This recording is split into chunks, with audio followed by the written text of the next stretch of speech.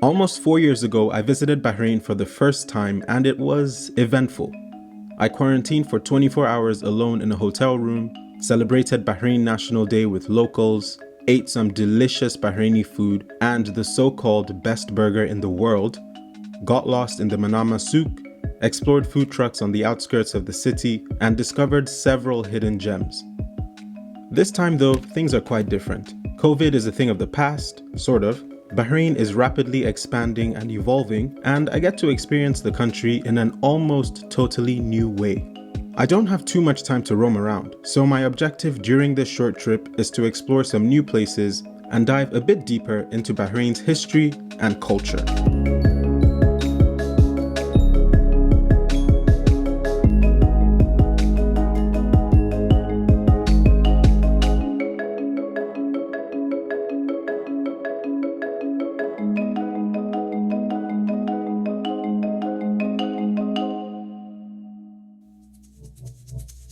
Bahrain is often recognized for its modern developments and its role as a financial hub in the Persian Gulf. Oh, and the Formula One circuits, of course. But one aspect of its history that isn't talked about enough is its ancient civilization and archaeological heritage dating back thousands of years. You see, Bahrain has been inhabited for over 4,000 years, with evidence of settlements from the Dilmun civilization, which flourished during the Bronze Age. Dilmun was a major trading center connecting Mesopotamia, the Indus Valley, and other regions, and its strategic location along ancient trade routes exposed it to various groups and cultural influences, all of which have contributed to making Bahrain one of the Arab world's most liberal countries. Despite its small size, Bahrain boasts numerous archaeological sites that give a glimpse into the island's past, and it is at one of these sites that we begin our journey today. Hello. How are you? Very good, sir. Sir, this payment, cash payment? Yes.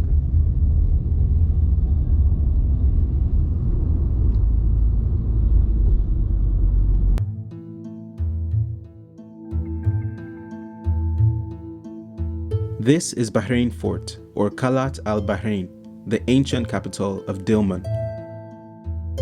Through the years, this site has served as a strategic military stronghold, a trading hub, and a symbol of Bahrain's heritage. It has also been invaded and occupied by great empires such as the Portuguese, Greeks, and Persians, which have all left behind long-lasting cultural traces.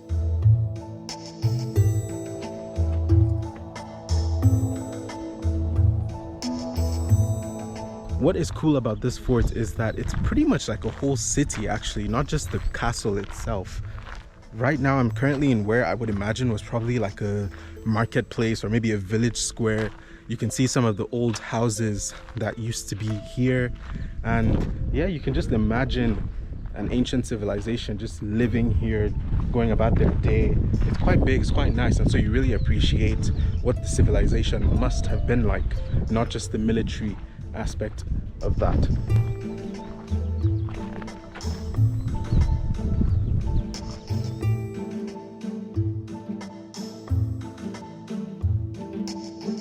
If you're wondering what this material on the houses is, this is date palm, and this was used to build these because it's a very durable material and it's known for keeping a lot of houses cool.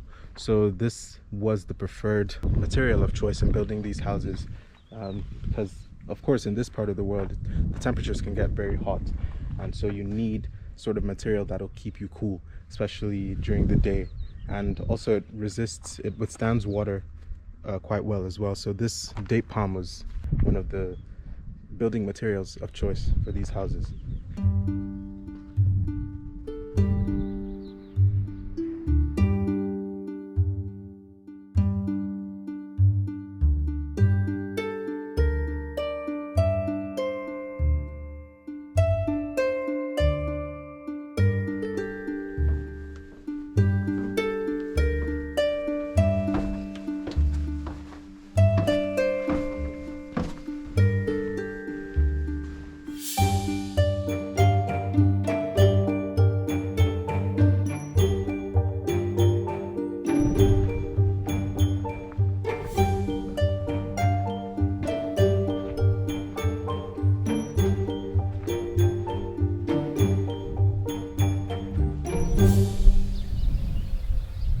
favorite thing about being in sites like this is just being able to imagine how it was thousands of years ago for people who were living here, who built this place, who knew this as their base for their day-to-day dealings. Sometimes you kind of forget how simple life was, but at the same time how complex it was. A lot of the systems that tribes people were able to build, a lot of the processes that they had, it really puts a lot into perspective about how humanity has evolved and continues to evolve. It's really, really cool. To learn a bit more about Bahrain Fort and its cultural significance, scan these QR codes from the Bahrain Cultural Authority and the UNESCO World Heritage Convention.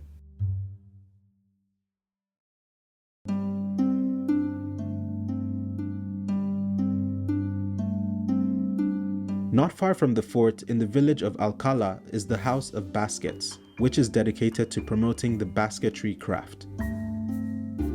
Basket making is a sacred traditional art form deeply rooted in Bahrain's culture and passed down through generations. Here, skilled artisans carefully weave palm fronds and other natural materials to create intricately designed baskets and containers. These baskets serve both practical and decorative purposes, ranging from storing food and goods to decorating homes and spaces.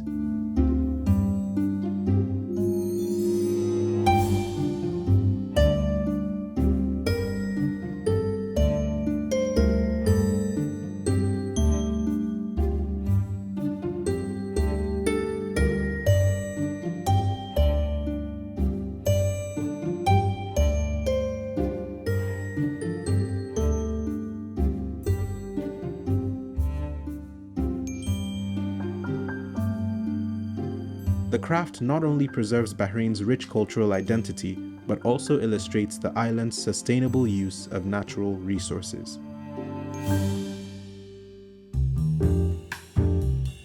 After spending most of the day playing anthropologist, I headed south along the western coast to this park called Zalak Springs. This natural attraction features freshwater springs bubbling up from the ground, surrounded by lush greenery. The park is filled with shops, restaurants, spas, and sporting facilities and is home to a variety of wildlife, like these ducks and flamingos. It's kind of like a mini resort in a lot of ways, and it's a beautiful, serene environment for visitors to unwind and escape the hustle of everyday life. I pretty much just spent most of my time here bothering the ducks and flamingos, and enjoying some ice cream as well. Then we headed back up along the coast through the village of Malkiya, where I stopped to roam around this beautiful beach.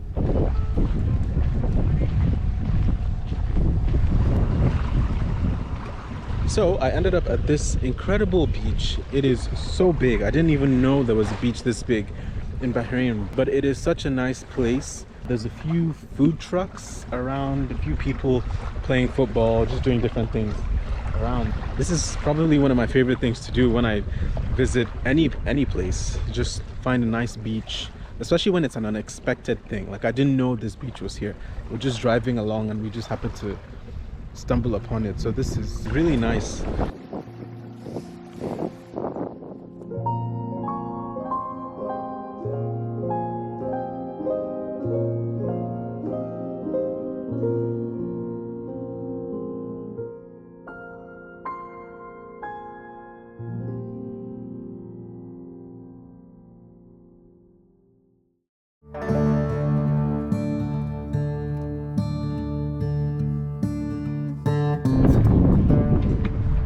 Am I the only one here?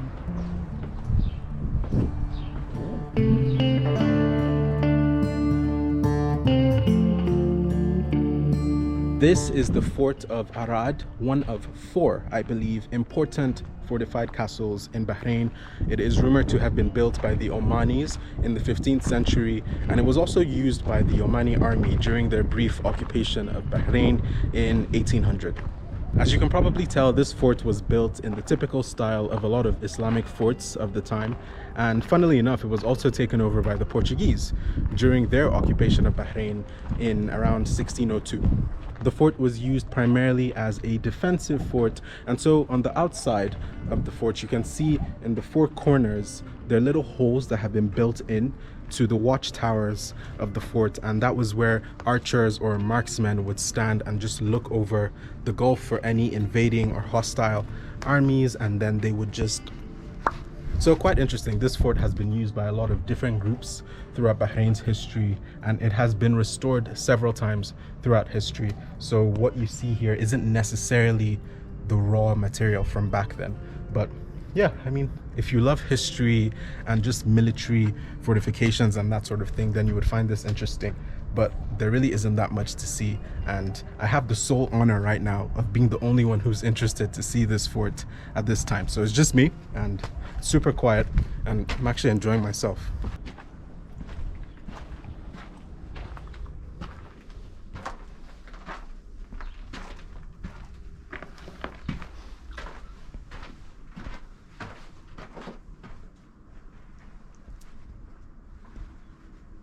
I wonder if this was used as some sort of dungeon or maybe like a storage facility or something. Just judging by the way it's built and the way it feels, it's quite cool in here. So, I don't know. Oh, maybe it was a bedroom.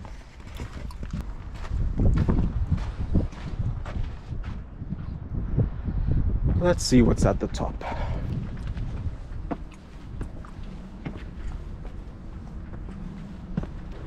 These stairs are actually quite high. Oh my goodness, I feel my hamstrings getting tight. Ugh.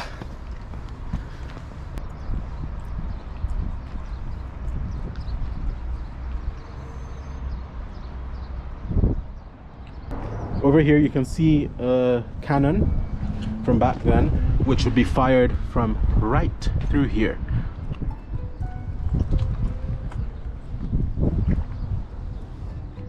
And I would imagine there were also cannons in these little pockets as well.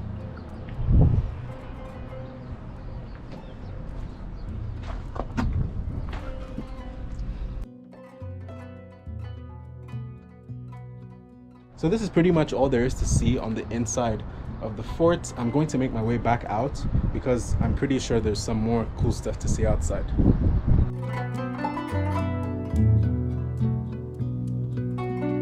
Around the fort on the outside you can see this wide trench or moat, very typical of a lot of these kinds of structures and fortifications. Moats were usually filled with water, and it just served as a form of extra fortification or defensive measures.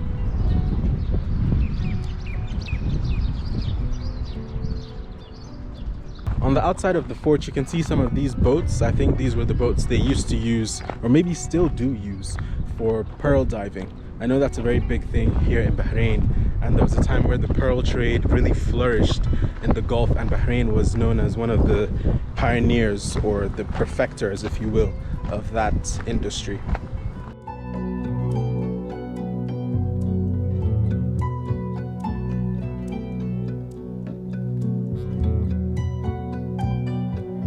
Ah, there's an ice cream truck.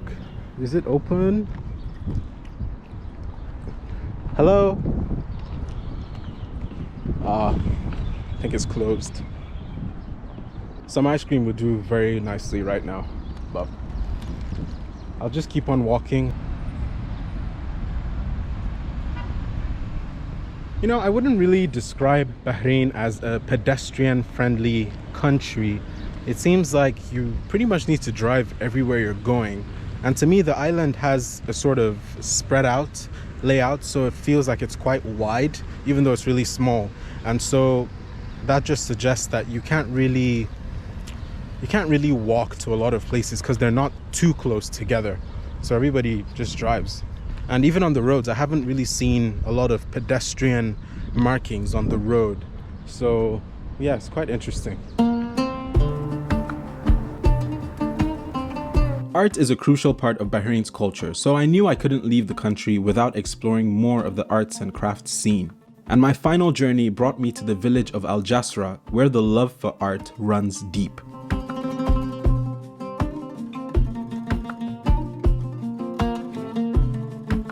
This is the Jasra Handicraft Center. It's a place where you just have all these different workshops where you see people making different art pieces, all local to Bahrain.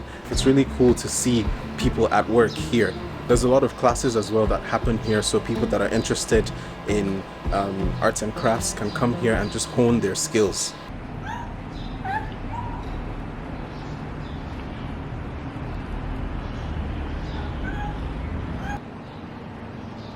What are you looking for?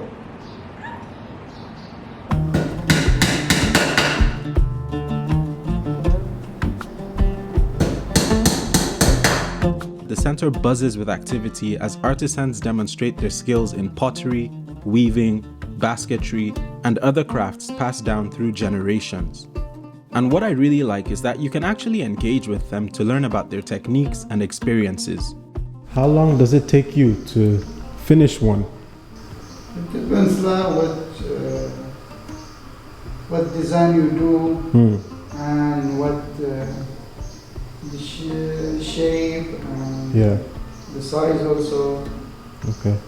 So this one that you're doing now, how long do you think it will take you? For this one, you make like maybe 6 or 6 hours. 8 pieces Okay, yeah. in a day. Oh, second day, we came to clamp and clean down like this and down. Okay, as what I did now. Yeah, okay. And we make a hole. That's all. But this one new shape. This one.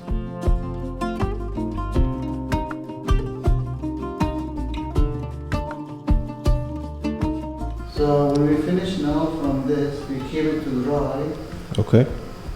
And when that's fully dry, we put inside the kiln to be this one. White, it will be white color, but red clay will be like this. Okay. And we have gray clay. Okay. It will be like this one. Oh wow. After that, we have to paint it by glazing color. Yeah. Oh wow. Ah, okay. So what happens inside here? Is this when you finish everything, you put it inside? Yeah. No, we finish from the first stage, then we put the color. Okay. This one will be transparent. Okay, okay. It's not a green, it will be transparent color. And here, you see this one? Yes. It will be same, the one in there. Oh, okay. The blue and inside. Very nice.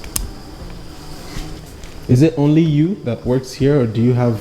No, my cousin works with me. Your cousin, okay. My brother also. My brother, my cousin. Wow, nice. Both of them. Well, thank you very much. Okay, Thank you. Whether browsing through the exhibits, participating in a workshop, or simply soaking in the ambience of the village, a visit to the Arts and Crafts Center leaves you with an appreciation for Bahrain's cultural heritage and the enduring legacy of its artisanal traditions. Hey everyone, just wanted to take a moment to debrief and firstly say thank you so much for joining me on this adventure. Hopefully you made it all the way through the video.